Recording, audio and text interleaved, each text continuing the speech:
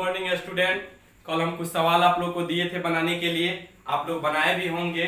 Question number 38 तक आपको बोला गया था कि 38 तक आप सवाल बना के लाइएगा।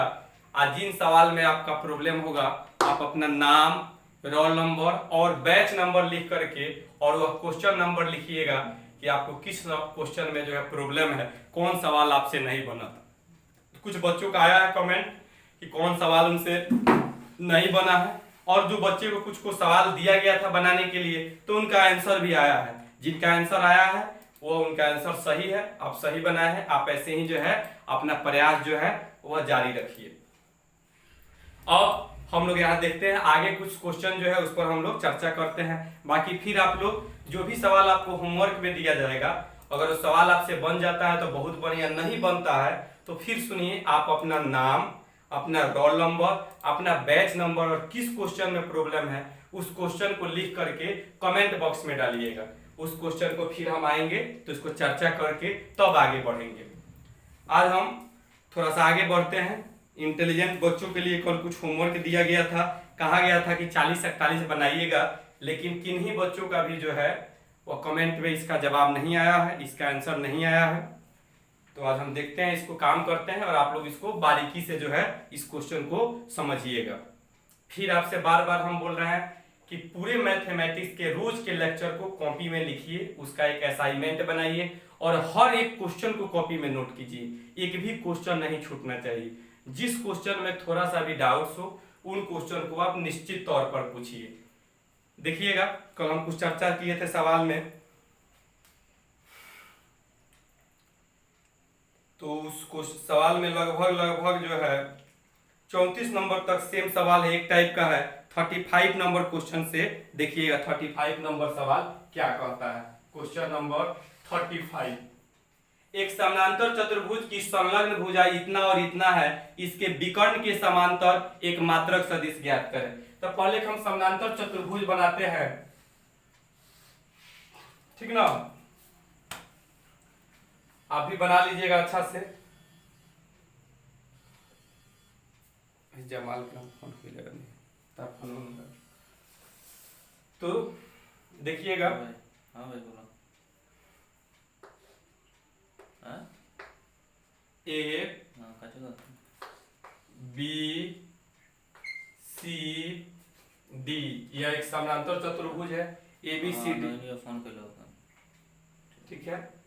अब यहाँ से समानांतर चतुर्भुज का नियम क्या हम लोग बताए थे कि यदि कोई दो वेक्टर किसी समानांतर चतुर्भुज की दो आसन भुजा को बताता है और दोनों वेक्टर कैसा हो, कोलिनियर हो, यानी एक ही बिंदु से निकलता हो, यानी यह दोनों को इनिशियल हो, क्या हो, को इनिशियल हो, तो इसी बिंदु से निकलने वाला जो डायगोनल होता है वो दोनों के जोगफल को सूचित करता है।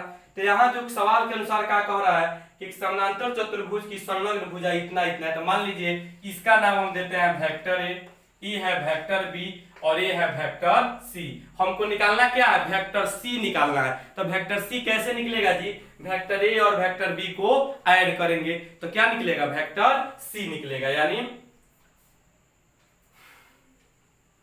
वेक्टर सी बराबर, पहले यहां लिख दे, ए का वैल्यू क्या दिया है जी, ए बराबर दिया गया है 2i cap -4j cap plus 5k cap, और वेक्टर बी बराबर दिया गया है i कैप -2j कैप और -3k cap. 2i cap 2i -4j 2i cap -4j cap plus 5k cap और vector B i -2j -3k cap. तो vector C निकालना है हमको, तो वेक्टर सी बराबर होगा वेक्टर ए प्लस वेक्टर बी।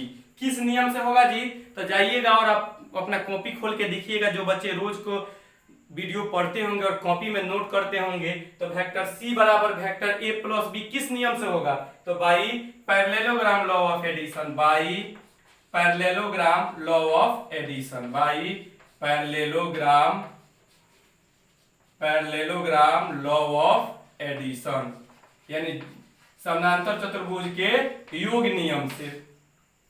तो वेक्टर सी बराबर वेक्टर ए प्लस बी, दोनों को जोड़ दीजिए। तो जोड़िएगा तो 2i और 1i मिलके कितना होगा 3i, -4j यानी -6j। अब 5 में से 3 गया यानी +2k। अब सी कैप निकालना है तो पहले मॉडुलस निकालिए। तो इसका मॉडुलस कितना हो जाएगा जी 9 + 36 + 4 यानी रूट अंदर 49 यानी 7 हो गया। अब हमको सी कैप निकालना है, यूनिट वेक्टर निकालना है। तो वेक्टर सी बटा मॉडुलस ऑफ वेक्टर सी, तो क्या हो गया जी 3/7 आई कैप -6/7 जे कैप और 2/7 के cap. Therefore the required vector क्या हो गया, रिक्वायर्ड वेक्टर यानी रिक्वायर्ड वेक्टर माने अभीष्ट सदिश, अभीष्ट सदिश माने जो सदिश हमसे पूछा जा रहा है, यानी रिक्वायर्ड वेक्टर हो गया 3/7 आई कैप -6/7 जे कैप +2/7 के कैप। यही ना जी। अब चेक कर लीजिए कि यह गलत है कि सही है। तो चूंकि यूनिट वेक्टर में आप पढ़े हैं कि इकाई सदिश कहने का मतलब होता है जिसके मॉडुलस का वैल्यू हो कितना होना चाहिए 1 होना चाहिए। तो मॉडुलस निकालिए, तो इसको निकालिएगा स्क्वायर करके जोड़िएगा तो 9/49 36/49 और 4/49, तो 36 4 40 9 49/49 यानी इसका वैल्यू कितना हो गया 1 हो गया नहीं। तो हमारा जो अभीष्ट सदिश है यानी रिक्वायर्ड वेक्टर है, जो हमारा रिक्वायर्ड वेक्टर है, रिक्वायर्ड वेक्टर यानी जो पूछा गया सदिश है, जो अभीष्ट सदिश है, तो अभीष्ट सदिश के लिए क्या लिखेंगे 1/7 into 3i cap -6j cap और +2k कैप।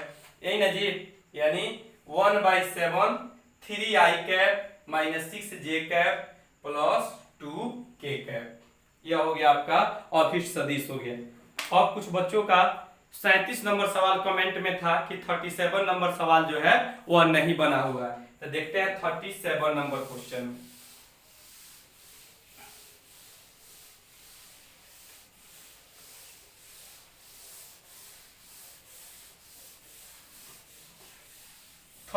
नंबर सवाल के लिए 9th क्लास यदि आप पढ़े होंगे तो उसमें एक टर्म आता था रैशनलाइजिंग करना। रैशनलाइजिंग का मतलब होता है परिमेयकरण करना, बस उसी से रिलेटेड था।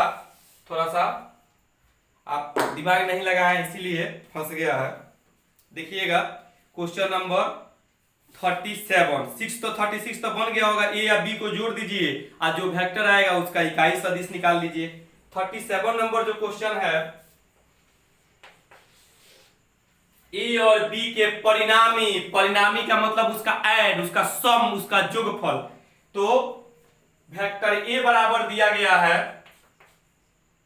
2i cap plus 3j cap -k cap और वेक्टर बी बराबर दिया गया है i cap -2j cap plus k cap. 2i plus 3j minus k, i cap -2j cap plus k cap. निकालना क्या है a प्लस b के परिणामी। तो माना कि a प्लस b बराबर जो वेक्टर प्राप्त होगा उसको हम मान लेते हैं कि वेक्टर क्या होगा c होगा।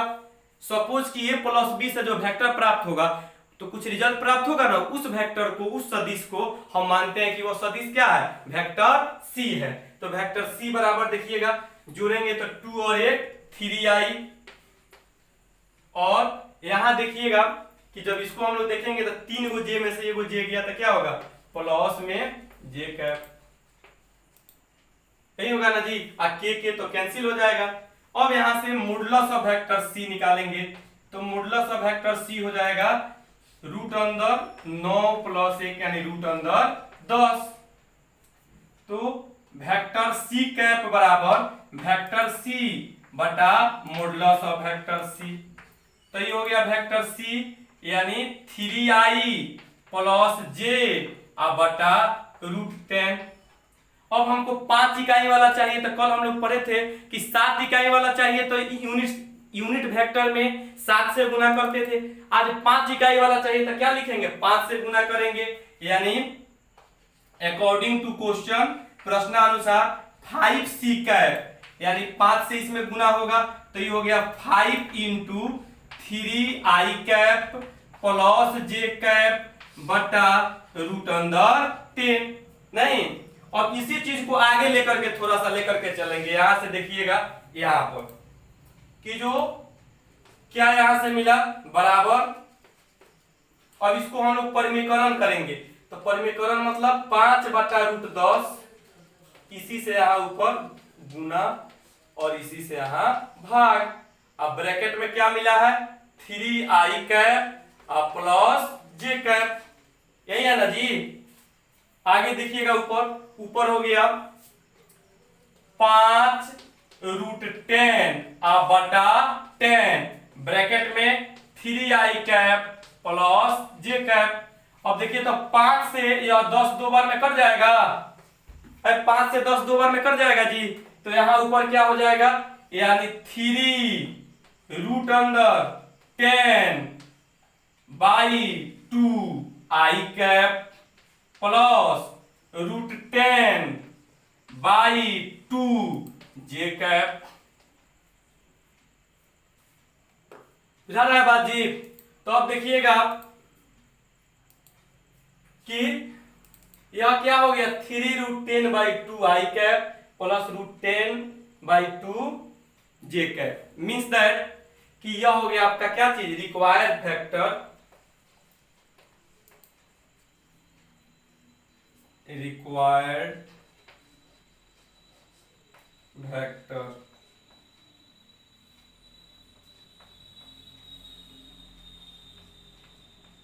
रिक्वायर्ड वेक्टर बराबर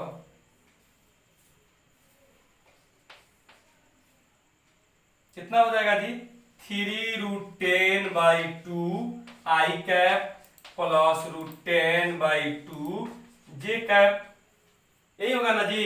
यानी जब आप खूब बारीकी से देखिएगा तो पाइएगा कि देखिएगा इस सवाल तब आपसे बन जाना चाहिए, बस कुछ नहीं करना था, जो आप किए थे वहीं सेम करना था, 5 से मल्टीप्लाई कर देना था, नहीं 5 इकाई का चाहिए तो, और बाकी उसका रैशनलाइज कर देना था, परिमेयकरण कर देना था। नहीं, आगे आप देखिएगा क्वेश्चन नंबर कितना 29 नंबर क्वेश्चन 38 क्वेश्चन देखिएगा 38 नंबर क्या कह रहा है उसको देखिएगा। a बराबर यानी वेक्टर a बराबर i प्लस 2j और वेक्टर b बराबर 2i प्लस j। कह रहा है दिया हुआ है मॉडुलस ऑफ वेक्टर a बराबर मॉडुलस ऑफ वेक्टर b।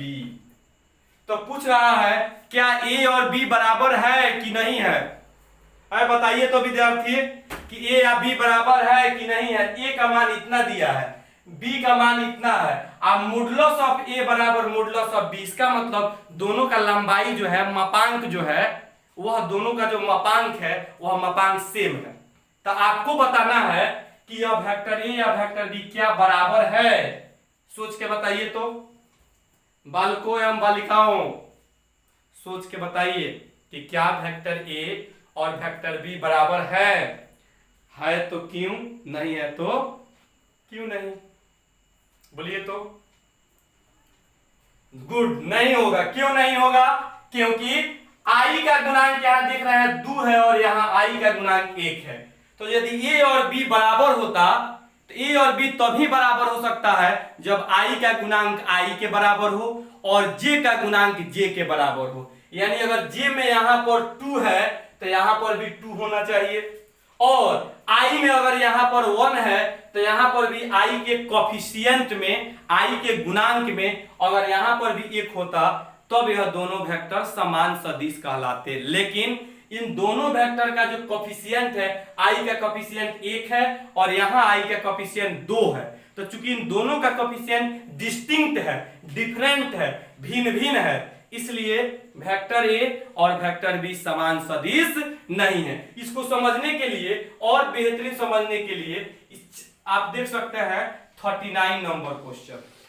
यहां पर क्या है, क्या a और b समान है, तो आंसर लिखिएगा a और b समान सदिश नहीं है, क्योंकि i का गुणांक वेक्टर ए में है 1 और वेक्टर बी में है 2, जो अलग अलग है। और समान सदिश होने के लिए आई का गुणांक आई के बराबर, जे का गुणांक जे के बराबर, के का गुणांक के बराबर होना मस्ट है। तो चूंकि यहां पर ऐसा नहीं है, इसलिए ए और बी दोनों जो है समान सदिश नहीं है। इसको और अच्छा से समझने के लिए आप क्वेश्चन नंबर 39 देख सकते हैं। 39 में है वेक्टर ए बराबर X I cap 2j cap plus Z K cap, ई है किसका वैल्यू, वेक्टर ए का वैल्यू।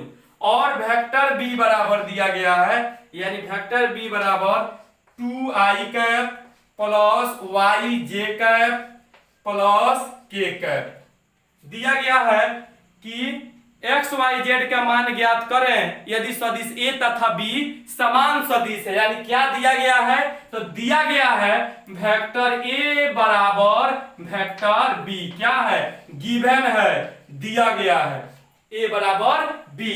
तो ए के वैल्यू लिखिए यहां पर X I cap 2j cap और जेड के कैप बराबर वेक्टर बी का value 2i cap plus Y J cap plus K cap, यही है ना। अब यह दो वेक्टर बराबर दिया गया है, तब तो हमको किसका वैल्यू निकालना है, x का, y का और z का। तो देखो तो यहां पर i का गुणांक क्या है, x है, और यहां पर i का गुणांक क्या है, 2 है। तो इसका मतलब हो गया कि x का यहां लिखेंगे इक्वेटिंग द कॉफिशिएंट माने गुणांक, coefficient of I cap J cap and के कैप बोथ साइड माने दोनों तरफ। आई पूरा लाइन का मतलब क्या हुआ कि आई जे और के गुणांक की बराबर करने पर या इनके गुणांक का तुलना करने पर, कि हम आई का गुणांक आई के साथ, जे का गुणांक जे के साथ तुलना करते हैं और के गुणांक को के साथ तुलना करते हैं। तो देखो तो यहां पर i का गुणांक x है और यहां पर i के गुणांक क्या है, 2 है। तो इसका मतलब है कि x का मान कितना हो जाएगा, यानी x बराबर हो गया 2 कोमा। अब आइए j का गुणांक तुलना कीजिए, तो यहां j का गुणांक है 2 है ना जी, और यहां j का गुणांक है y। तो यहां क्या हो जाएगा, y का मान हो जाएगा 2। अब आ जाइए z का गुणांक, यहां जो है आप देख रहे हैं कि यहां पर जो है k का गुणांक क्या है जी, k का गुणांक z है और यहां k का गुणांक क्या है, 1 है। तो यहां पर हो जाएगा z बराबर 1। समझे बात ना जी। यानी अगर दो वेक्टर तो भी समान हो सकता है जब i का गुणांक i के बराबर, j का गुणांक j के बराबर और k का गुणांक k के बराबर। तो अगर यह दोनों बराबर है तो इसका मतलब x बराबर 2, y बराबर 2 और z बराबर 1। तो इसीलिए यह दोनों क्या x y z का मान निकल गया। लेकिन यहां पर आप देख रहे हैं i j k का गुणांक आपस में बराबर नहीं है, इसलिए 38 नंबर जो है a तथा b दोनों जो है वह समान सदिश नहीं है। और यहां पर 39 में दिया है कि a या b दोनों समान सदिश है, तो x का मान निकालिए, y का मान निकालिए, z का मान निकालिए। तो हम लोग i का गुणांक i से तुलना किए, j का गुणांक j से तुलना किए और k का गुणांक k से तुलना किए। जब भी कोई दो सदिश बराबर होगा तो उसका i का गुणांक i के बराबर लेंगे, j का गुणांक j के बराबर लेंगे और k का गुणांक k के बराबर। यानी i का गुणांक यहाँ क्या है, x, यहाँ i का गुणांक क्या है, 2, तो x बराबर 2। यहाँ j का गुणांक y है और यहाँ j के गुणांक 2 है, तो y बराबर 2। यहाँ z के, यहाँ पर k का गुणांक z है और यहाँ पर k का गुणांक 1 है, इसलिए z बराबर हो गया 1। आई होप कि इतना जो है आप लोग समझ गए होंगे। अब आगे हम लोग देखते हैं, नहीं जी, क्वेश्चन नंबर 40।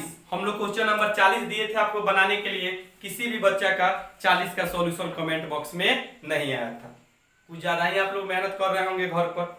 इसमें बात बनाने वाला कुछ बच्चे ज्यादा है ना, काम में आउटपुट लीजिए तो शून्य हो जाता है। काम करो, सिर्फ वर्क करो, जो भी बताए जाते हैं उस वर्क को करो। यदि इंटेलिजेंस हो खुद सब कुछ दिख जाएगा, सामने आ जाएगा। काम करो और अपना परिचय सिर्फ काम से दो। कोई ऐसी शब्द ना बोलो, कोई ऐसे जगह पर अपना दिमाग ना लगाओ जिससे तुम्हारे स्टडी में कोई बोनस नहीं हो। तुम हर एक बताए हुए बात को समझो। याद रखो कि अगर तुमको अपने रिजल्ट मतलब तुम्हारा बहुत अच्छा रिजल्ट आता हो, अगर तुम 50% चाहता होगा तो पार्टिकुलरली हम लोग जो है या 100% चाहते होंगे कि आपका रिजल्ट और बेस्ट हो जाए, हर चीज आप खूब बेहतरीन तरीका से जान जाइए। इसलिए हर एक बात को बारीकी से सुनो और काम को करो। कुछ एक ऐसे भी विद्यार्थी हैं, लगभग 70 से 80% ऐसे विद्यार्थी हैं कि जो रोज के मैथमेटिक्स की जो वीडियो है डेली सुनते हैं, कॉपी लेकर के उसको लिखते हैं, फेयर असाइनमेंट अपना जो भी नोट्स वगैरह है उसको बनाते हैं। तो डेली ऐसे पढ़ते पढ़ते पढ़ते पढ़ते उनके पास जो है ढेर सारा थ्योरी कॉन्सेप्ट हो जाएगा, और वह जब रिवीजन करना शुरू करेंगे तो 6 महीना 4 महीना 3 महीना में जो चीज पढ़ाया गया वह 2 से 3 घंटा में कर लेंगे। क्यों कर लेंगे? क्योंकि वह रोज के काम को रोज किए हुए हैं, तो उनको कोई प्रॉब्लम फील नहीं होगा। लेकिन जो 10-20% बच्चे ओवर इंटेलिजेंट होते हैं कि मेरा मैट्रिक्स में 90% है, 91% है, 85 है, 88 है, वही सब बच्चे कहा कुछ और जाता है और करते कुछ और है, और वही सारे बच्चे लास्ट में जो है इन बच्चों की अपेक्षा एवरेज बच्चों के अनुसार उनका ग्राफ जो है वह बैक हो जाता है। इसलिए अभी आपके पास समय है, आप इन कामों को, इन बातों को सुनिए। यह एक बहुत बड़ा अनुभव से आपको हर बातें को बताया जाता है। आप हर एक चीज को, रोज के वीडियो को बारीकी से पढ़िए, उसके अनुसार नोट्स बनाइए, एक्सरसाइज के एक एक सवाल बनाइए। जो सवाल आपसे नहीं बनता है कमेंट बॉक्स में उस क्वेश्चन को लिखिए। कम से कम मेरे पेपर में आप एक ही सवाल को 3 दिन कहिएगा तो 3 दिन चर्चा होगा। आप कितनों चिल्ला लीजिए जल्दी जल्दी जल्दी जल्दी पूरा कर देने के लिए, तो ये आप खूब अच्छा से जानते हैं कि मेरे क्लास में यह संभव नहीं है। 100% रिकवरी होना चाहिए कि गांव का जो सुदूर गांव का बच्चा है, जो साफा कमजोर है, वो भी जिस आशा के साथ आया है, वो अगर कुछ सीखना चाहता है तो वो भी सीखे, वो भी समझे, वो भी जाने। इस चीज को मद्देनजर रखते हुए ही हम कोई चीज बताते हैं और करते हैं। तो आप हर एक सवाल को बनाइए, उस पर काम कीजिए, और जहां डाउट होता है कमेंट में लिखिए कि इतना नंबर सवाल हमसे नहीं बना, या आप कॉल कीजिए और उस चीज को पूछिए। कब ये सब कीजिएगा? जब बनाइएगा तब ना। इसलिए आप इन चीजों पर फोकस कीजिए और एक एक क्वेश्चन को देखिए। कल आपका, अभी जो हम क्वेश्चन बनाने जा रहे हैं, कल इस तरह से आपका चैप्टर, आज ही चैप्टर समाप्त हो जाएगा। अब आप इन चैप्टर को शुरू में नोट्स, उसके बाद एक्सरसाइज के एक एक सवाल रखिए, हमेशा पलटते रहिए कि जब मौका मिले आप एक बार देख लीजिए, आपके दिमाग में सारा बात रहे। मैथमेटिक्स एक ऐसा पेपर है कि 1000 आपके पास कॉन्सेप्ट है, प्रैक्टिस नहीं है तो आप फेलियर हो जाओगे। इसलिए प्रैक्टिस का होना बहुत बहुत बहुत जरूरी है। इसलिए बी कूल, बी पॉजिटिव, और जो कहा जाता है उन चीजों को सुनिए और उसके अकॉर्डिंग चलिए। आप जितना सोचे होंगे उससे ज्यादा बेहतरीन आपको रिजल्ट मिलेगा। इसलिए थोड़ा सा इन चीजों को आप फॉलो आउट कीजिए। देखिएगा क्वेश्चन नंबर 40, खूब बारीकी से इन क्वेश्चन को देखिएगा। ए या बी दिया गया है, वेक्टर ए बराबर दिया गया है, वेक्टर बी बराबर दिया गया। हम यहाँ ए बी अलग अलग नहीं लिखेंगे क्योंकि यह सवाल थोड़ा लंबा है, जगह तुरंत जो है खत्म हो जाएगा। आप किताब खोलिए और एक्सरसाइज 25.2 में क्वेश्चन नंबर 40 निकालिए, और वहां पर जो दिया गया है वेक्टर ए का मान और वेक्टर बी का मान, ये दोनों वेक्टर आप लिखिए। तो जो किताब जिनके पास नहीं हो तुरंत बुक लेकर के आइए, और 40 नंबर सवाल में वेक्टर ए का मान और वेक्टर बी का मान जो दिया गया है उस मान को आप कॉपी में नोट कीजिए। तो सभी बच्चे नोट कीजिए। हम डायरेक्ट शुरू करते हैं, जहां से दिया गया है उससे शुरू करते हैं। वेक्टर ए बराबर x plus 4y into vector ए plus 2y 2x plus vector y plus 1 into vector b। ये है वेक्टर ए का मान, नहीं, और एंड वेक्टर बी का जो वैल्यू है, वेक्टर बी का वैल्यू क्या है जी? y minus 2x plus 2 into vector ए plus 2x minus 3y minus 1 into vector B. यह है वेक्टर बी का वैल्यू।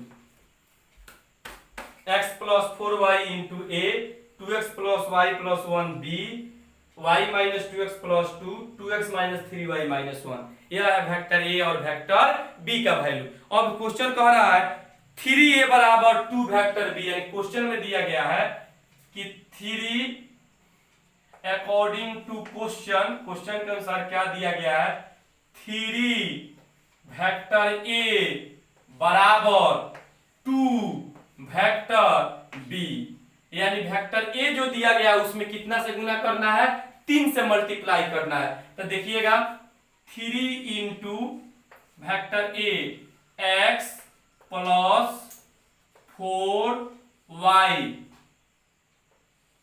इंटू वेक्टर ए plus 2x plus y plus 1 into vector b, यानी vector a जो दिया गया है वेक्टर ए में कितना से मल्टीप्लाई करना है जी, वेक्टर ए में मल्टीप्लाई करना है 3 से, बराबर 2 इंटू, और वेक्टर बी में कितना से गुना हो रहा है वो चीज को देखिएगा 2 से, यानी y minus 2x plus 2 into vector ए plus 2x minus 3y minus 1 into vector b. खाली आप स्टेप वाइज ध्यान देते रहिएगा। यानी अगला स्टेप में क्या है कि दिया है 3a बराबर 2b, यह बात क्या है, गिवन है, गिवन माने दिया गया है ना। यानी वेक्टर ए में 3 से मल्टीप्लाई किए और वेक्टर जो बी है उसमें 2 से मल्टीप्लाई किए। अब आ जाइए नॉर्मल मल्टीप्लाई कीजिए, नॉर्मल मल्टीप्लाई करेंगे तो क्या होगा, यहां देखिएगा क्या होगा जी, 3 से मल्टीप्लाई करेंगे तो क्या होगा 3x प्लस 12y, आई इंटू पूरा में कितना से गुना हो रहा है, वेक्टर ए से, प्लस 3 से इसमें गुना होगा तो 6x plus 3y plus 3 into vector b. अरे यही ना होगा, 3 दूना 6x 3y plus 3 into B बराबर, अब 2 से इसमें गुना होगा तो 2y माइनस 4x प्लस 4 होगा ना। इसमें कितना से गुना हो रहा है, वेक्टर ए से, प्लस फिर 2 से गुना होगा तो 4x minus 6y minus 2 into vector b, यही होगा ना जी।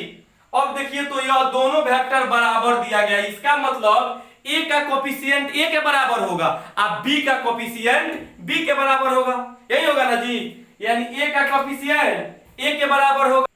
देखिएगा तो यहां पर आप देखिए कि नॉर्मल जैसे गुना होना चाहिए वैसा गुना किए। अब जो हम लोग अभी सवाल पर काम किए थे तो यहाँ ए का कोफिशिएंट ए के बराबर होगा और बी का कोफिशिएंट क्या होगा, बी के बराबर। एक लाइन आप इसमें लिख दीजिएगा, equating the coefficient of vector A और वेक्टर बी, यानी वेक्टर ए और वेक्टर बी के गुणांक को बराबर करने पर या वेक्टर ए तथा वेक्टर बी के गुणांक को तुलना करने पर। तो यहाँ पर वेक्टर ए का गुणांक क्या है जी, तो यहाँ पर वेक्टर ए का गुणांक है 3x प्लस 12y बराबर, ए का गुणांक ए के बराबर हो जाएगा। तो ए का गुणांक यहाँ कितना है 2y माइनस 4x प्लस 4 होगा ना जी। ए का गुणांक ए के बराबर and a and d and b का गुणांक बी के बराबर होगा ना जी। बी का गुणांक बी के बराबर, तो बी का गुणांक कितना है 6x प्लस 3y प्लस 3 बराबर 4x माइनस 6y माइनस 2, यही है ना जी। ए का गुणांक ए के बराबर और बी का गुणांक बी के बराबर। आइए अब इसको सोल्व किया जाए, तो सोल्व करेंगे तो डायरेक्ट सोल्व कर दिया जाए। इस सब को इधर भेजिए तो माइनस 4x इधर आएगा तो क्या हो जाएगा जी, प्लस हो जाएगा, यानी 7x हो जाएगा। आप थोड़ा सा इसको बारीकी से सोल्व कर लीजिएगा। 12y इधर है और 2y इधर है, 2y इधर आएगा तो माइनस हो जाएगा, तो 12y में से 2y गया तो कितना y हो जाएगा जी, प्लस में हो जाएगा 10y। इधर बच गया बराबर 4, इसको कर दीजिए समीकरण नंबर 1। अब आइए यहाँ पर 6x है प्लस 4x इधर आएगा तो माइनस हो जाएगा, तो 6x में से 4x जाएगा तो यहां हो गया 2x, यहां हो गया 3y, इधर आएगा तो प्लस हो जाएगा, तो 3 और 6 क्या होगा जी 9y, आई प्लस 3 उधर जाएगा तो माइनस हो जाएगा यानी -5, इसको कर दिए समीकरण 2। अब आ जाइए तो अभी दोनों इक्वेशन को सोल्व कर दिया जाए, यहां तक आ जाइए, फिर इसको मिटाते हैं, आगे ही दोनों समीकरण को सोल्व किया जाएगा। अभी तक कुछ नहीं किया गया है, जो डाटा दिया गया था वो डाटा को लिखे हैं, यहां से 2 समीकरण मिल गया, तो ये 2 समीकरण मिल गया तो 10th क्लास में हम लोग पढ़े थे ना जी विलोपन विधि, लुप्तीकरण विधि, इलिमिनेशन मेथड, उसका प्रयोग कीजिए और इन दोनों का प्रयोग करके x और y का मान निकाल लीजिए। जैसे मान लीजिए अगर हम आपसे लिखते हैं, आपको लिखते हैं इक्वेशन 1 में 2 से गुना करते हैं, घटा देते हैं इक्वेशन 2 में से, इक्वेशन 2 में 7 से गुना करते हैं, तो आइए तो इक्वेशन 1 में 2 से गुना करेंगे तो कितना हो जाएगा जी 7 दूना 14x प्लस 10 दूना 20y और 4 दूना 8।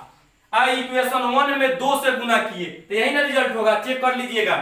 इक्वेशन 2 में 7 से गुना किए तो 7 दूना 14x और 9 सते 63 यानी प्लस 63y यानी 63 नहीं यानी 9 7 जा 63, और उसके बाद फिर 7 पचे 35 यानी यहां हो गया -35। तो चूंकि घटा रहे हैं तो साइन सबका हो जाएगा चेंज हो जाएगा, प्लस वाला माइनस में, प्लस वाला माइनस में, आई माइनस वाला प्लस में, तो यह दोनों तो कट गया।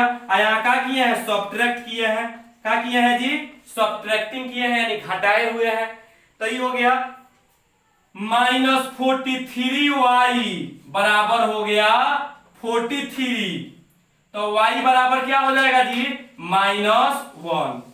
नितेश सर दिख रहा है नीचे, यहां देखिए तो दिख रहा है डाटा, यानी y का मान कितना हो गया -1। तो आप जानते हैं अब y का जो वैल्यू है वह किसी एक समीकरण में रख दीजिए, क्या मिल जाएगा x का वैल्यू मिल जाएगा, आइए पुट कर दीजिए, यानी फ्रॉम 1, तो 1 नंबर समीकरण में क्या है जी 1 में क्या है 7x प्लस 10y बराबर 4, तो 7x और 10y, y के बदले -1 बराबर 4, तो देखिए तो ये -10 हो जाएगा, अब -10 उधर जाएगा तो +10, तो 10 और 4 14 यानी 7x बराबर हो गया 14, तो x बराबर कितना हो गया 2, तो हमको क्या मिल गया x का वैल्यू मिल गया और y का वैल्यू मिल गया।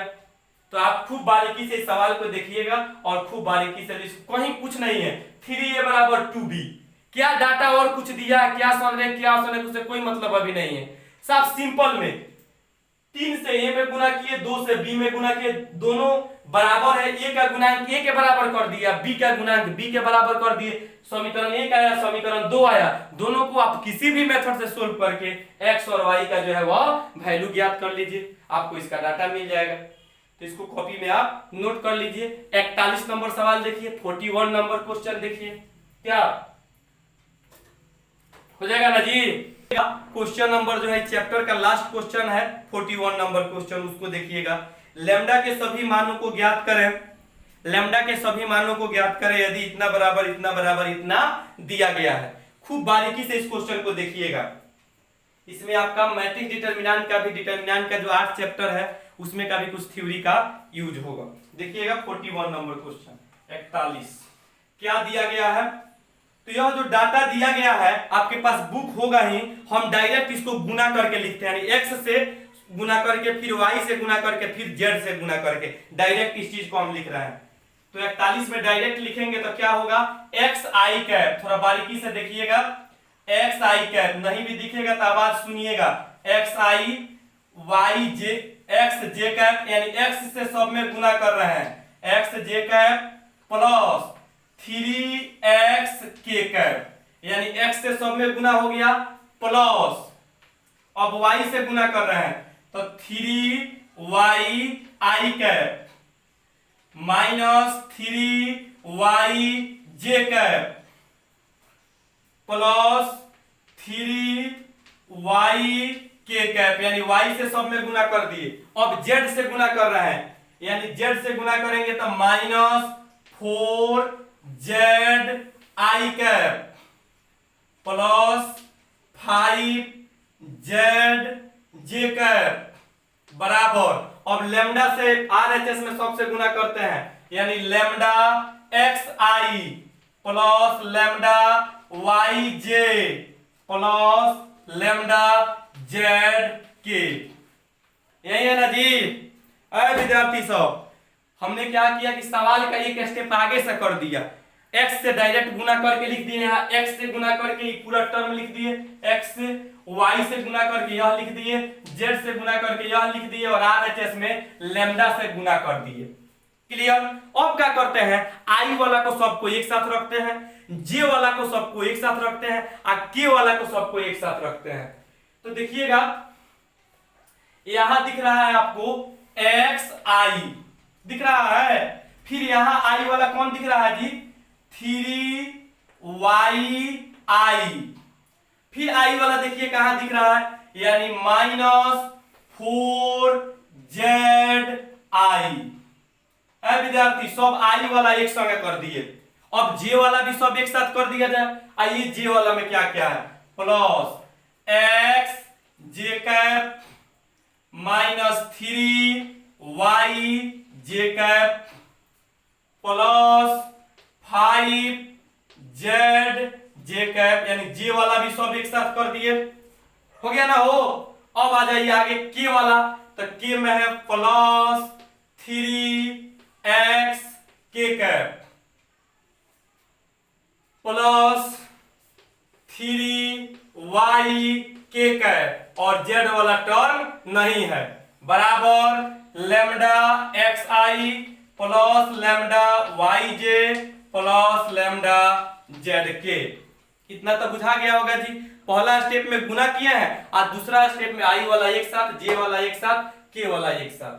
अब आइएगा इन सबों में से अगर हम i कॉमन कर लें तो यहां पर अगर i कॉमन कर लें तो यहां क्या बचेगा, x plus 3y minus 4z।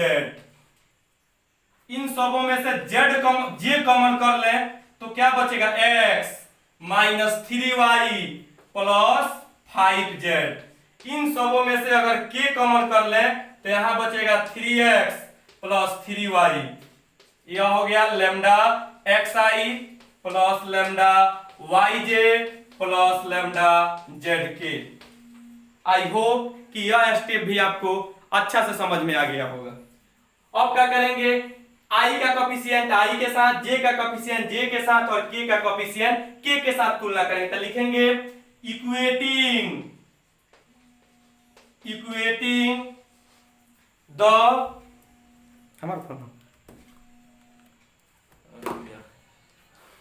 Equating the 5 minute equating the coefficient of किसका किसका कोफिशिएंट जी, i cap j cap and k cap, यानी i j k के कोफिशिएंट को तुलना करने। बताइए i का कोफिशिएंट का तुलना करेंगे तो यहाँ i का कोफिशिएंट क्या है, यानी यह है x plus 3y minus 4z बराबर। तो यहाँ i का कोफिशिएंट हो गया, यहाँ i का कोफिशिएंट क्या है जी, लेमडा x। तो क्या लिखेंगे, लेमडा x, इतना बराबर लेमडा x कोमा, यह क्या है जी, कोमा। अब j का कोफिशिएंट j के साथ तुलना कीजिए, तो j का यहाँ कोफिशिएंट है x minus 3y plus 5z, है ना, x minus 3y plus 5z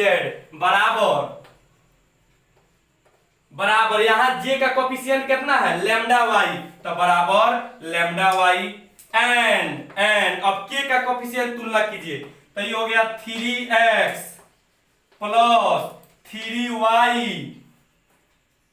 plus 3y बराबर क्या बचेगा, लेमडा z। यही ना बचेगा जी। अब i का गुणांक i के बराबर j का गुणांक j के बराबर, यानी जे का गुणांक जे के बराबर और के का गुणांक के बराबर। अब देखिएगा खूब बारीकी से, थोड़ा सा यहां से देखिएगा,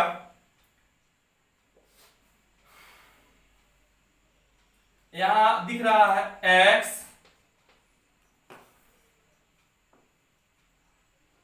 आई प्लस है तो इधर आएगा तो क्या हो जाएगा minus lambda x plus 3y minus 4z।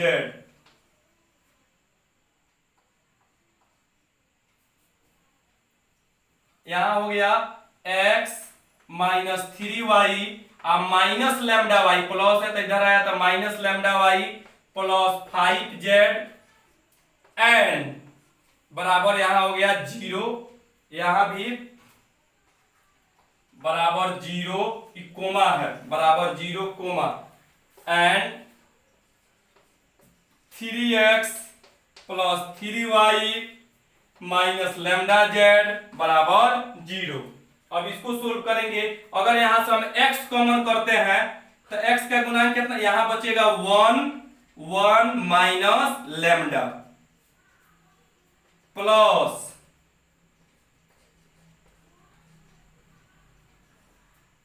3y होगा ना जी, माइनस 4z बराबर 0। अब फिर यहां 2 नंबर में x, ई दोनों में से खूब बारीकी से देखिएगा, ई दोनों में से यदि हम प्लस y कॉमन करते हैं तो प्लस y कॉमन करेंगे तो ब्रैकेट में क्या बचेगा, यहां बचेगा -3 और यहां बचेगा माइनस लैम्डा। क्या बचेगा, यहां -3 और यहां माइनस लैम्डा प्लस 5z बराबर 0 एंड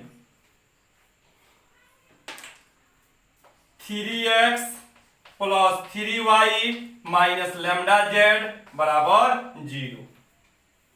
अब यह जो x y z का गुणांक है उसको डिटरमिनेंट में सजा दीजिए और उसको सोल्व कर दीजिए। डिटरमिनेंट में हम लोग पढ़े होंगे, तो यहां इसको जब सोल्व करेंगे तो देखिएगा डिटरमिनेंट में सजा दीजिए। तो यहां पर x का गुणांक क्या है जी, 1 माइनस लैम्डा, यहां पर y का गुणांक क्या है 3, यहां पर z का गुणांक क्या है -4। अब आइए दूसरा वाला में देखिए, यहां x का गुणांक क्या है 1, यहां x का गुणांक -3 माइनस लैम्डा और यहां पर z का गुणांक क्या है जी +5, यही है ना। अब वहां आ जाइए, वहां x का गुणांक क्या है 3, यहां y का गुणांक क्या है 3 और z का गुणांक क्या है माइनस लैम्डा बराबर 0। तो विद्यार्थी डिटरमिनेंट आप पढ़े ही होंगे। अब इस डिटरमिनेंट को आप सोल्व कीजिए और लैम्डा का वैल्यू निकालिए। तो नहीं तो इतना डाटा आप देख लिए होंगे कि कैसे कैसे हम लोग सारा स्टेप वाइज जो है सारा काम किए हैं, नहीं कि अब इसको पूरा डिटरमिनेंट में सजा दिया गया है। आप इस डिटरमिनेंट को सोल्व कीजिएगा और आपको फाइनल वैल्यू लैम्डा का मिल जाएगा। डिटरमिनेंट आप सोल्व कर ही सकते हैं, नहीं इसको आप लिख लीजिएगा। हम आगे बढ़ते हैं, डिटरमिनेंट पे एक आधा स्टेप आगे लेकर के चलते हैं। डिटरमिनेंट सोल्व करने में बहुत बच्चे का वैल्यू नहीं आएगा, तो देखिएगा फाइनल तक इसका वैल्यू मिटाए ना जी। इसको एक बार सभी बच्चे नोट कर लेंगे, डाटा एक बार मिला लेंगे। यहाँ पर एक्स आई एक्स जे 3x के का 3y minus 3yj plus y के minus 4zi plus 5z plus j का।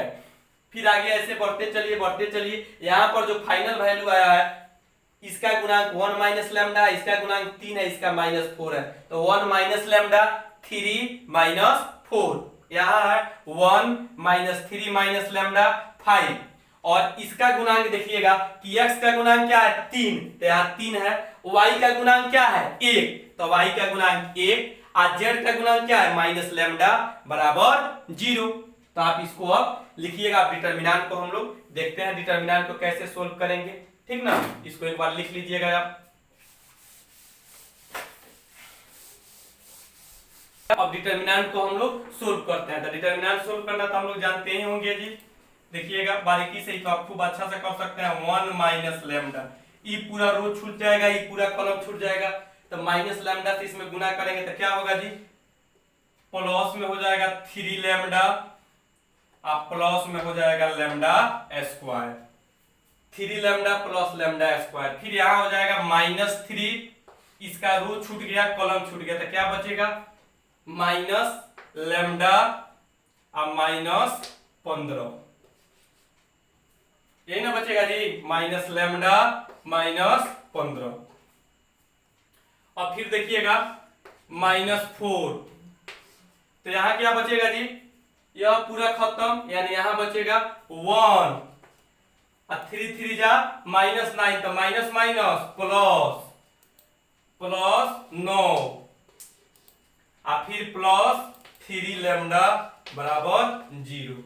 फिर एक बार कैलकुलेशन चेक कीजिएगा, 1 माइनस लैम्डा ये छूट गया, तो माइनस लैम्डा से 3 में कीजिएगा तो plus 3 lambda plus lambda square, यहां होगा -3, ये पूरा छूट गया, ये पूरा छूट गया, माइनस लैम्डा और -15, -4 यहां हुआ, इसको मल्टीप्लाई किए तो 1 और माइनस माइनस प्लस 9 और प्लस 3 लैम्डा। अब इसको गुना कीजिए, 1 से सब में गुना कीजिएगा, तो 1 से सब में गुना कीजिएगा तो क्या होगा जी, देखिए तो, और यहां पर माइनस में क्या बचेगा -5, आइए गुना कीजिए, 1 से सब में गुना कीजिएगा तो क्या होगा 3 लैम्डा प्लस लैम्डा स्क्वायर -5, 1 से हो गया माइनस लैम्डा से, तो -3 lambda square minus lambda cube, minus lambda cube, अब minus minus plus 5 lambda. Check कीजिए तो जी कैलकुलेशन, 1 से गुना किए 3 lambda plus lambda square -5, minus lambda से गुना किए तो -3 lambda square minus lambda cube, अब माइनस माइनस प्लस यानी 5 लैम्डा। अब आ जाइए यहाँ, माइनस माइनस प्लस 3 लैम्डा और यहां हो गया प्लस 45, यहां जाइए 9 गो एगो 10 गो, तो 10 चौका 40 यानी -40 और 3 चौका 12 यानी -12 लैम्डा बराबर 0। अब देखिए तो कुछ कटने वाला दिख रहा है जी, कुछ कटने वाला दिख रहा है, नहीं दिख रहा है, यानी यहां देखिएगा 45 है, आप -40 गो और यहाँ पर -45 गो, यानी यहाँ पर -5 -40 और 45 ये कट गया। अब आइए लैम्डा क्यू में, तो यहां बच गया माइनस लैम्डा क्यू, और लैम्डा स्क्वायर में देखा जाए -3 गो लैम्डा स्क्वायर है, नहीं जी, तो -3 लैम्डा स्क्वायर में से 1 गो लैम्डा स्क्वायर चल गया, तो कई गो बचा जी -2 लैम्डा स्क्वायर। यहां कितना हो गया जी माइनस लैम्डा क्यू और -3 लैम्डा स्क्वायर में से 1 हो गया, यानी -2 लैम्डा स्क्वायर। अब लैम्डा में आइए, 3 lambda 5 lambda 8 lambda 3 lambda 11 lambda, आप माइनस में 12 लैम्डा, तो यहां हो गया माइनस लैम्डा बराबर 0। तो सब में से माइनस कॉमन कर लेंगे तो ये हो गया लैम्डा क्यू -2 लैम्डा यानी +2 लैम्डा प्लस लैम्डा बराबर 0। तो यहां से लैम्डा सब में से कॉमन कर लिए तो क्या बचा लैम्डा स्क्वायर 2 लैम्डा प्लस 1 बराबर 0। तो एक बार इतना ही गुना में इधर आके भाग में चला जाएगा तो 0, एक बार हो जाएगा लैम्डा बराबर 0 और एक बार हो जाएगा लैम्डा स्क्वायर +2 लैम्डा प्लस 1 बराबर 0, यही ना होगा जी। तो ये लैम्डा बराबर तो 0 हो गया। अब इस क्वाड्रेटिक को सोल्व कीजिए, तो क्वाड्रेटिक इक्वेशन में क्या क्या दिख रहा है जी आपको, लैम्डा स्क्वायर +2 लैम्डा प्लस 1 बराबर 0। तो सोल्व करो, lambda square plus lambda plus 1 बराबर 0, लैम्डा कॉमन हो गया, तो यहाँ क्या बचा लेमडा प्लस 1, यहाँ से प्लस 1 कॉमन हो गया तो लेमडा प्लस 1 बराबर 0। तो यहाँ हो गया लेमडा प्लस 1 आई इंटू लेमडा प्लस 1 बराबर 0। तो एक बार लेमडा प्लस 1 बराबर 0 और लेमडा प्लस 1 बराबर 0। तो यहां से हो गया लेमडा बराबर -1 और लेमडा बराबर -1। तो लेमडा का वैल्यू 0 आया, लेमडा का वैल्यू -1 आया। तो रिक्वायर्ड वैल्यू ऑफ लेमडा आया फाइनल, देखिएगा result, required value of lambda, required value of lambda यानी लेमडा का रिक्वायर्ड वैल्यू क्या होगा, रिक्वायर्ड वैल्यू हो गया 0 और -1, यानी रिक्वायर्ड वैल्यू क्या हो गया 0 और -1। आप इस तरह से आज आपका ये पूरा चैप्टर समाप्त हुआ। खूब बारीकी से वीडियो रोक रोक के 2 बार 3 बार 4 बार देखिएगा, जो भी कुछ प्लस माइनस इधर उधर होगा उसको आप खूब अच्छा से अपने से कर लीजिएगा। बस तरीका समझिए कि कौन काम कैसे किया जा रहा है। इस तरह से पूरा आपका चैप्टर समाप्त हुआ। आप पूरा थ्योरी और एक्सरसाइज का एक एक सवाल का असाइनमेंट तैयार कीजिए और कल हम लोग, यदि आपको कहीं इसमें डाउट होगा तो आप कमेंट में लिख दीजिएगा, उस पर आते वक्त हम एक बार फिर चर्चा कर लेंगे। कल आगे हम लोग नेक्स्ट चैप्टर के लिए थ्योरी शुरू करेंगे। Okay, thank you to all.